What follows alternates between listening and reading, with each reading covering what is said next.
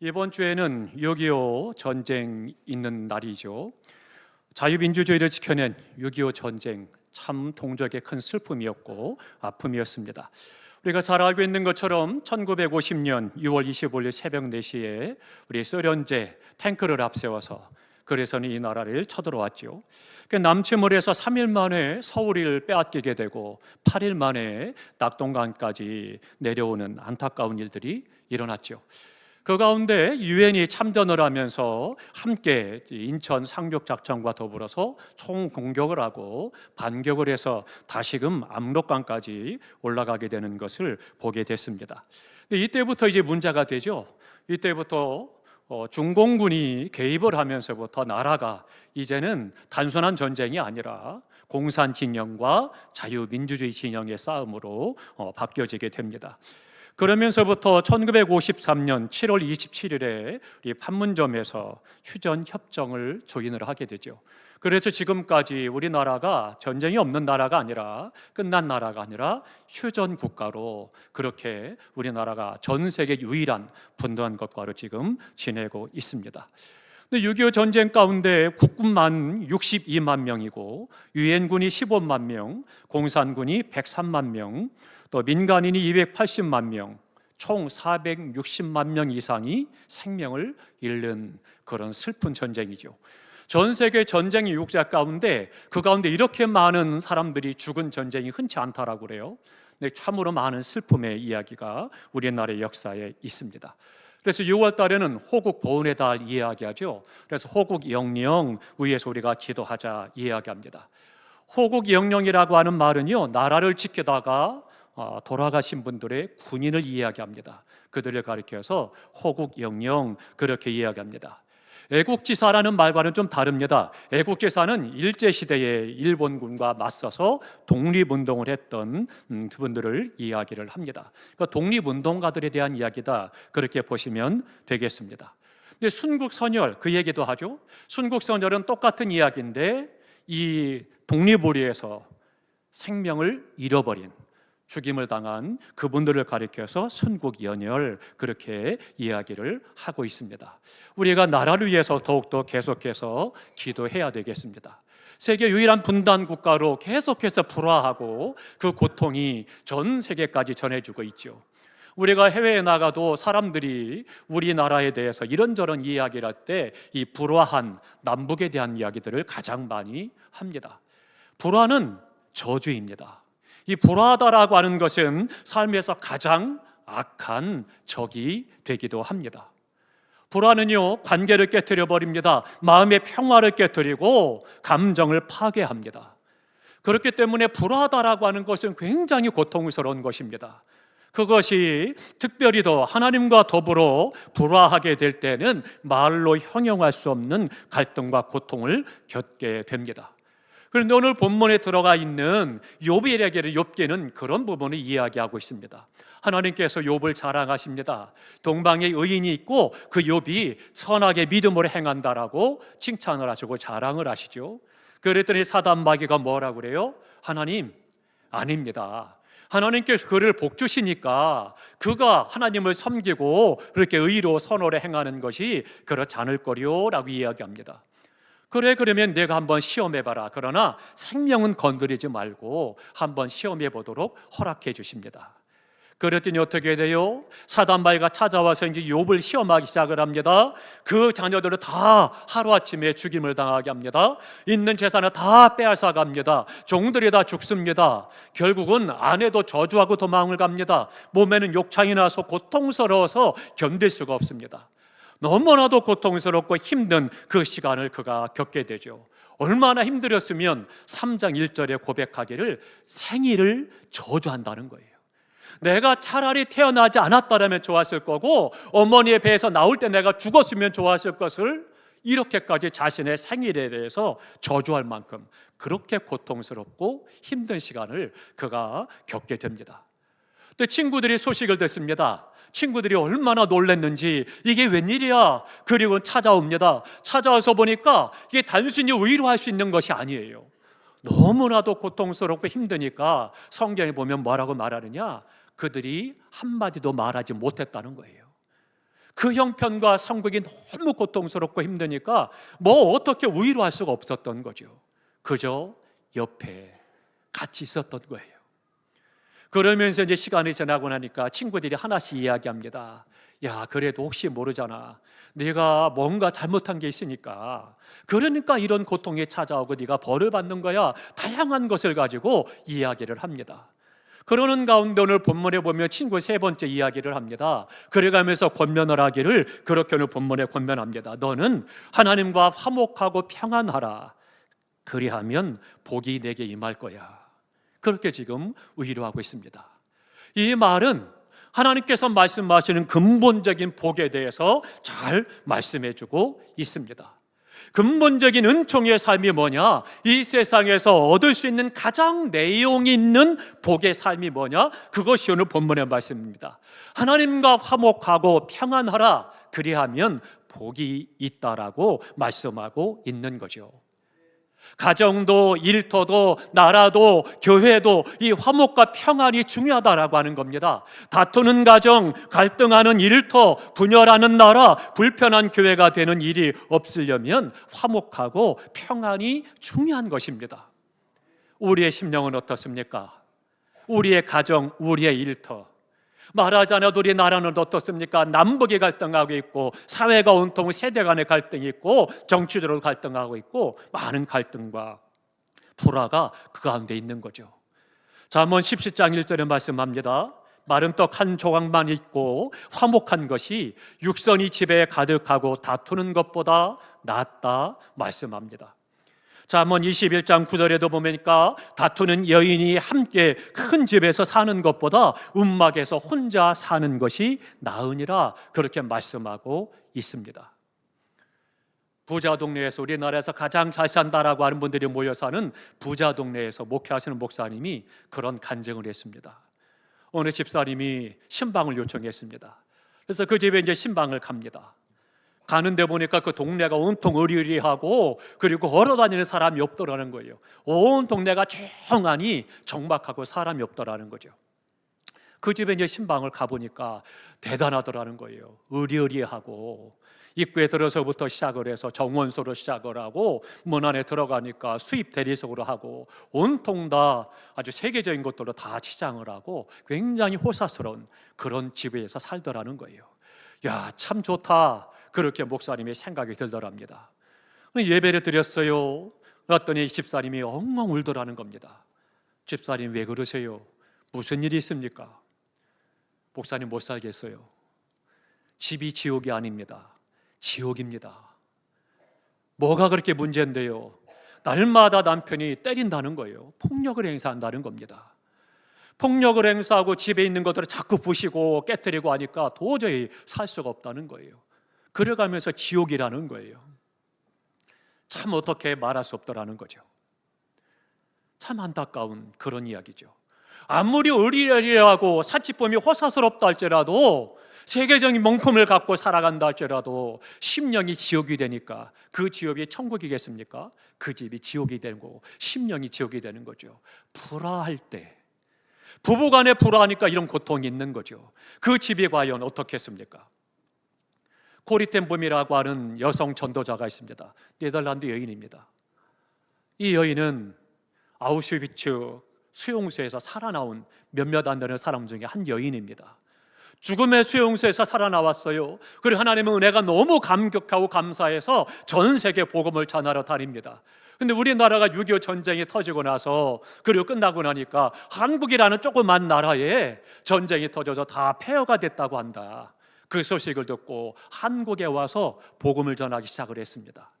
낮에는 가가오 방문해 가면서 복음을 전하고 저녁에는 집회를 합니다. 어느 날 나가서 복음을 전하러 다닙니다. 전하다 보니까 어느 순간 어디선가 찬송 소리가 들리는 거예요.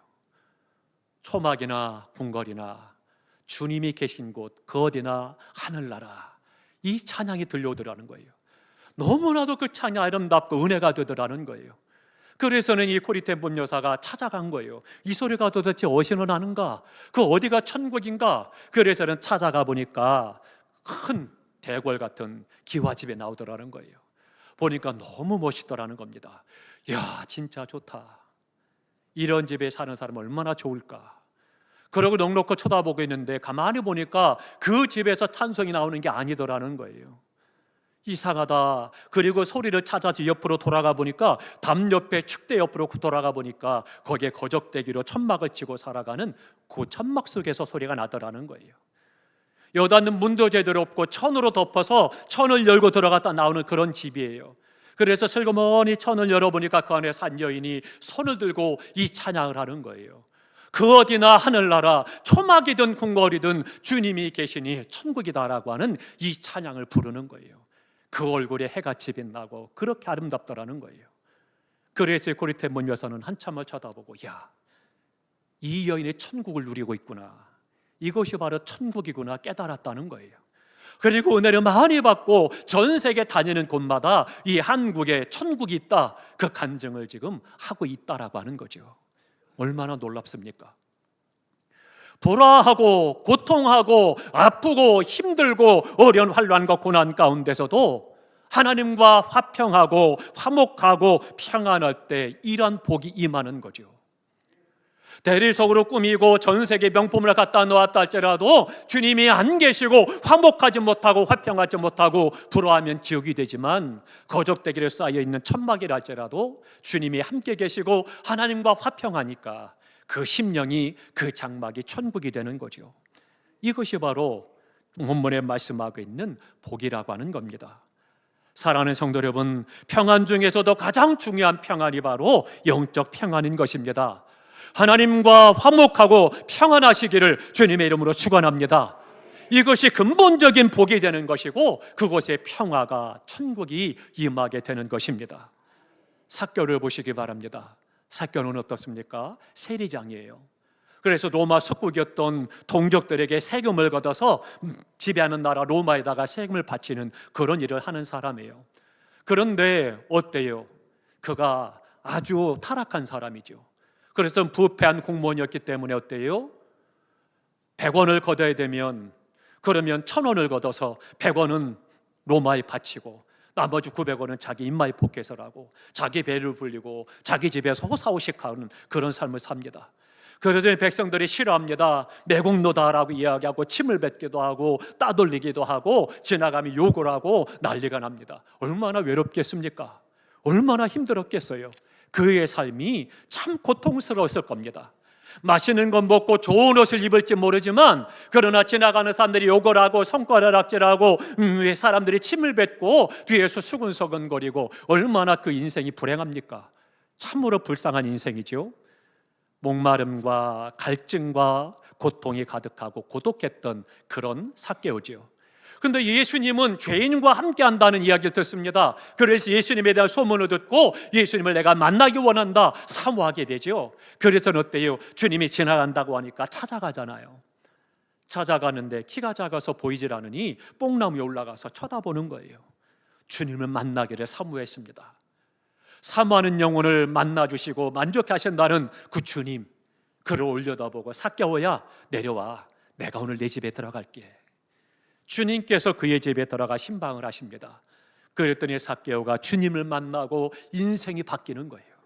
하나님과 화목하게 되고 평안을 얻게 되니까 인생이 바뀌어지는 거예요. 그래서 그가 어떻게 돼요? 내가 다른 사람과 빼앗고 토색한 것이 있으면 4배로 갚겠습니다. 내 재산의 절반을 사회에 나누겠습니다. 회개하고 돌이키게 되고 이제는 복 있는 삶으로 나아가게 된 것을 볼 수가 있습니다. 영적인 평화가 그 가운데 임하게 된 것이고, 심령의 천국이 임하게 된 것이고, 인생이 완전히 바뀌어진 것이죠. 하나님과 화목하고 평안할 때 이런 복을 받게 된 것이죠. 그러니 그가 평생 그렇게 사람들에게 손가락질 받고 수근수근 당하고 업심재김 당하고 매국노라고 욕을 먹게 될 사람이 이제는 변해서 사람들에게 존경받는 자가 됐을 것이고, 베풀고 나누는 삶을 살았을 것이고, 하늘의 천국의 기쁨을 누리는 삶을 살았을 것입니다. 어느 날 탕자가 아버지께 이야기합니다. 아버지, 어차피 아버지 돌아가시면 나한테 줄 거잖아요. 그 재산 나한테 미리 주십시오. 내가 나가서 풍운의 꿈을 좀 펼쳐보겠습니다. 요청을 합니다. 그런데 이것은 심각한 잘못입니다. 그 당시 율법에는요, 아버지 어머니가 생존해 계시는데 재산을 달라고 하는 것은 빨리 죽으라는 이야기입니다. 이건 페르나 중에 페르나예요. 그래서 율법에 뭐라고 하느냐? 돌을 들어 치라는 거예요. 그런 아들이에요. 그러니까 그 아들이었대요. 아버지에게 감히 그렇게 말씀하니까 아버지가 혼내고 야단치고 꾸중한 것이 아니라, 그래 알았다, 그리고는 미리 주죠. 그래서 나갑니다. 세상에 나서 어떻게 살아요? 허랑방탕합니다. 누구 하나 제지하는 사람 없습니다. 잘못한 거야 안 돼, 그렇게 해서는 안 돼, 인생을 이해하고 가르치는 사람도 없습니다. 그는 홀로 그저 있는 것 가지고 방탕하고 타락하고 방종한 삶을 살아가죠. 그런 삶을 살아가는 주변에 친구들이 많이 꼬입니다. 많은 사람과 함께 연락을 즐깁니다. 어느 날 재산은 다 떨어져 나갔고 결국은 아무것도 없게 됐습니다. 다 잃어버리고 나니까 찾아갑니다. 야, 내가 좀 어려운 일을 만났으니 좀 꿔줘. 내가 좀 나아지면 갚을게. 전부 다 사람들이 손절을 합니다. 너도 누구 하나 그를 만나지 않는다라고 하는 거죠. 결국은 돈도 잃어버리고 꿈도 잃어버리고 건강도 잃어버리고 친구도 잃어버리고 다 잃어버리고 말았습니다. 가는 곳마다 배척을 당하죠. 그렇게까지 해서 마지막으로 흘러 돌아가서 내려간 곳이 어디예요? 돼지우리잖아요. 돼지우리까지 내려가서 돼지가 먹는 지엽 열매로 배를 채우려고 하는 그런 삶을 그가 살아갔습니다. 아버지를 떠나서 불화하고 그리고 방종하고 잘 마음대로 사니까 내려가서 밑바닥까지 내려가게 된 거죠. 탕자가 갈 수 있는 가장 낮은 자리, 돼지우리까지 그가 내려갔습니다. 그때 고백을 합니다. 내 아버지 집에는 먹을 것도 풍족하고 따뜻하고 입을 것도 많은데, 아버지 집엔 종들도 그런데 오늘 나는 여기서 줄여 죽는구나. 한탄을 회한을 하고 후회를 합니다. 오열을 하는 거죠.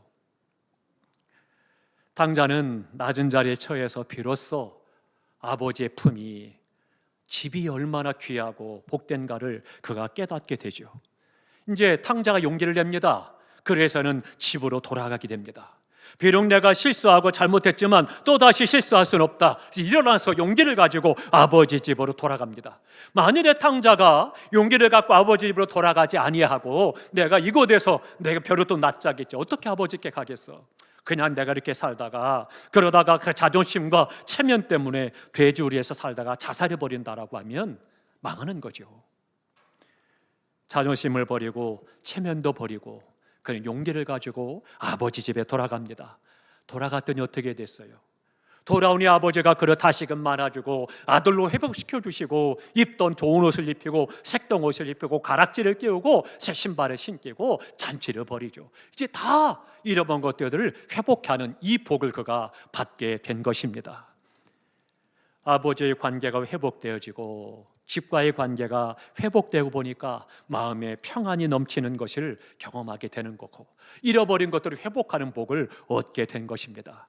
이것이 바로 하나님과 화목하고 평안할 때 우리에게 주시는 하나님의 은혜요 복이라고 하는 것입니다. 이 이야기에서 탕자의 아버지는 바로 하나님이시라고 하는 거죠.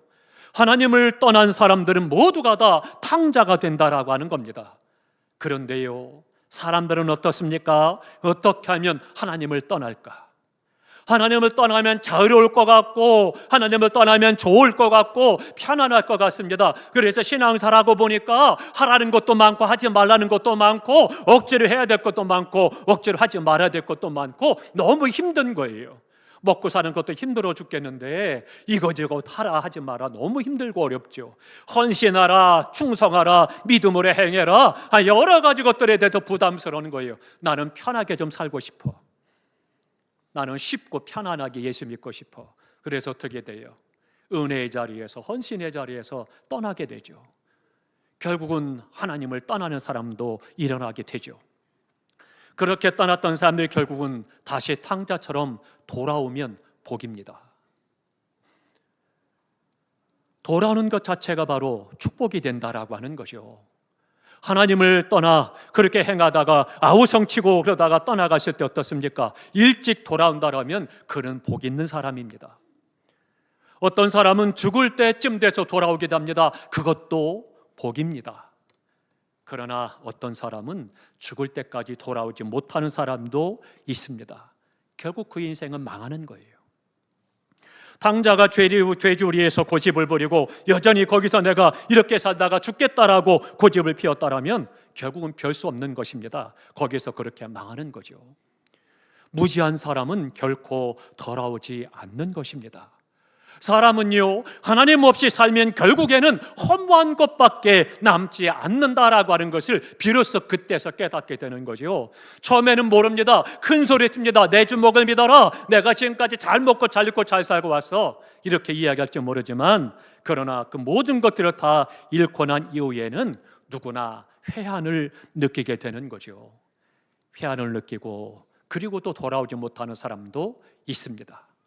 대표적인 사람이 쇼펜하우어란 사람입니다. 세계적인 철학자죠. 근데 그의 인생은 비참한 인생입니다. 그가 인생을 한마디로 정의합니다. 사람의 일생은 부분적으로 보면 하나의 희극이고 전체를 보면 하나의 비극이다.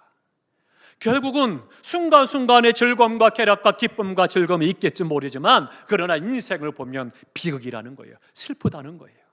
그의 삶이 얼마나 암울하고 우울하고 불편하고 힘들었겠습니까? 그러니까 인생은 비극이야 라고 이렇게 결론을 내리고 만다라고 하는 겁니다. 그러니까 이런 생각을 갖고 사는 사람 얼마나 삭막하고 불행한 삶을 살았겠습니까? 그러니까 수많은 사람들이 그러니까 인생은 험하다라고 이야기하는 거죠. 인생은 그런 인생이 아닙니다. 하나님의 은혜와 복을 받고 많은 사람 앞에 빛이 되고 소금이 되고 도와주고 세워지며 하나님의 허락하신 은혜 가운데 사명으로 살아가고 영광의 사명을 감당하고 빛도로 살다가 나아가는 삶이 돼야 된다라고 하는 거죠. 사랑하는 성도 여러분, 세상에서 가장 중요한 것 중에 하나가 바로 평안이라고 하는 겁니다. 마음의 평안, 생각이 평안하고 생활이 평안하고 관계가 평안해야 되는 겁니다. 너무나도 소중한 정신이지요. 그 중에서도 가장 중요한 것은요, 하나님과의 평안입니다. 하나님과의 평안이 이루어지면 어떤 환경, 어떤 어려움과 어떤 처지에서도 그것을 알아서도 행복할 수가 있고 감사할 수가 있고 찬송할 수가 있는 것입니다. 이것이 신앙이 주는 은혜요, 복이라고 하는 것입니다. 우리가 함께 전 교인이 같이 관람을 했던 영화가 있죠. 광야의 외침에 대한 영화, 북한에서 복음이 전했던 찬양단의 이야기를 우리가 보았습니다. 북한에 방문했다가 돌아온 분이 그런 간증을 했습니다. 북한에는 세 종류의 신앙인이 있다는 겁니다. 하나는 공개된 그리스도인이라고 그래요.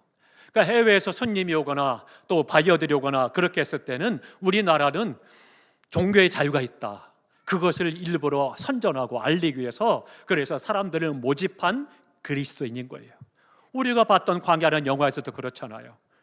원조를 받기 위해서 기독교인들을 요구하니까 곳곳에 재능 있는 사람들을 모아서 찬양팀을 결성하고 그리고 찬양하고 예배를 드리잖아요. 그 공개된 그리스도인들을 이야기를 하고 있습니다.